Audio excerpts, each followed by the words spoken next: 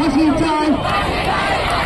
যারা ধর্ষণ করেছেন এবং ধর্ষকের সাথে যারা সহযোগিতা করেছেন আমরা দৃষ্টান্তমূলক শাস্তি চাই তাদের।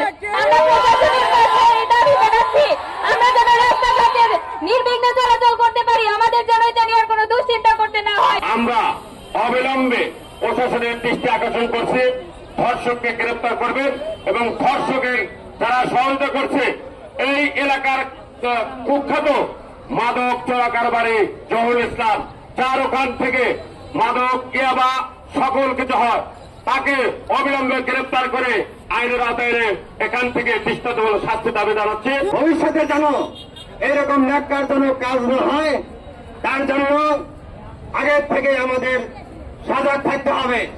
আমাদের এলাকাবাসী আপনারা জানেন যে দীর্ঘদিন যাবৎ এই এলাকায় কিছু অসাধু লোক চোরাচালান সহ বিভিন্ন ধরনের ব্যবসার সাথে জড়িত।